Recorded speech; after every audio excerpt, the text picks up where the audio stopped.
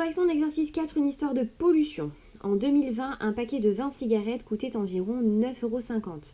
Une personne a fumé en moyenne 5 cigarettes par jour. Première question, combien cela lui a-t-il coûté par jour? Alors ici, bien évidemment, le nombre de jours est proportionnel au nombre de cigarettes, c'est aussi proportionnel au prix. Là, dans les exercices qui suivent, on est à chaque fois dans un contexte de proportionnalité, sinon on ne pourrait pas faire tous les calculs qu'on est en train de faire. Alors, combien cela lui a-t-il coûté par jour? On sait qu'un paquet de 20 cigarettes coûte 9,50 €. La question qu'on se pose ici, c'est combien lui coûtent ces 5 cigarettes journalières? Alors, tu peux partir sur un produit en croix si tu le souhaites, mais regarde les valeurs ici, elles sont plutôt sympathiques, puisque tu vois, 5 cigarettes, c'est 4 fois moins que le nombre de cigarettes dans un paquet. Donc le prix journalier sera aussi 4 fois plus petit que le coût d'un paquet de cigarettes. On a juste à faire 9,5 divisé par 4 qui fait 2,375 €. Alors 2,375, je vais laisser cette valeur exacte pour la suite des calculs, mais du coup, nous, dans la vie de tous les jours, on prendrait 2,38 €. Ensuite, deuxième question. Hop, donc ici, on s'est juste servi du fait que c'était 4 fois plus petit. Deuxième question, un paquet lui dure combien de jours? Alors, 5 cigarettes en moyenne par jour.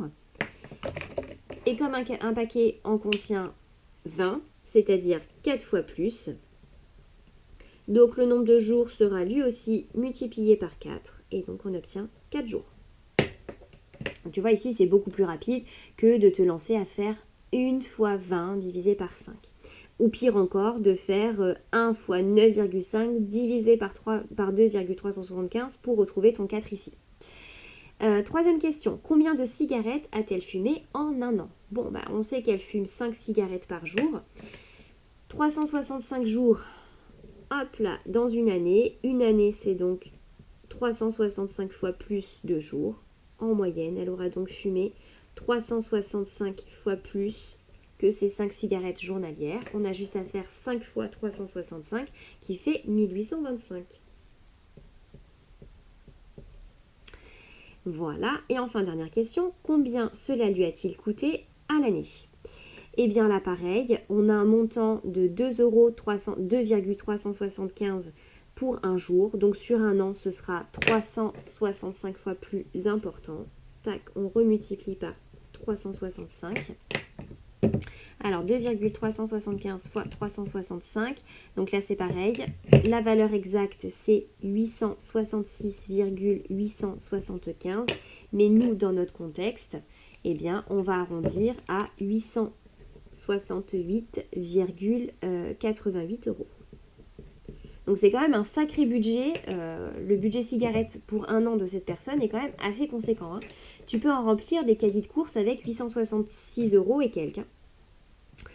Bon, alors, au-delà de l'argent gaspillé et des problèmes de santé auxquels elle s'expose, et auxquels elle expose également les gens qu'elle entoure, si cette personne jette ses mégots par terre, elle contribue à détruire la planète et ceux qui y vivent. En effet, selon le site Planétoscope, un seul mégot peut polluer jusqu'à 500 litres d'eau.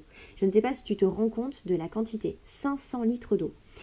Et en plus, cette eau, elle sera bue par les animaux, qui est utilisée pour l'agriculture, etc., sera malheureusement ingérée de façon directe ou indirecte par des hommes. Alors combien de litres d'eau aura-t-elle potentiellement pollué en un an? Donc sachant que cette personne, eh bien, elle a fumé 1825 mégots, fois 500 litres d'eau potentiellement polluée par mégot. Tac. On va donc faire 1825 fois 500 qui fait 912 500. 912 500 litres d'eau potentiellement polluée. Alors là, bien sûr, je prends un cas extrême, hein, le cas d'une personne qui aurait jeté tous ses mégots dans de l'eau, ce qui, j'espère, est impossible. On peut être naïf. Hein. Non, mais c'est vrai que les mégots de cigarettes, c'est un vrai fléau. Regardez, tous les gens, t'imagines cette personne sur les 1825, si ça se trouve, elle n'en a pas jeté un seul à la poubelle. Alors après, on les retrouve par terre, dans la rue, on les retrouve dans le sable. C'est super agréable quand des enfants sont en train de faire un château de sable et qu'ils trouvent un mégot par terre. En plus, selon l'âge, ils touchent à tout ce qu'ils trouvent par terre. Enfin bref, c'est dégoûtant. C'est à chacun de nous de faire un petit effort pour sauvegarder la planète. Et je pense qu'elle nous alerte déjà, elle nous lance beaucoup de signaux nous indiquant qu'elle ne va pas très bien. Alors il faut que chacun de nous fasse un petit effort.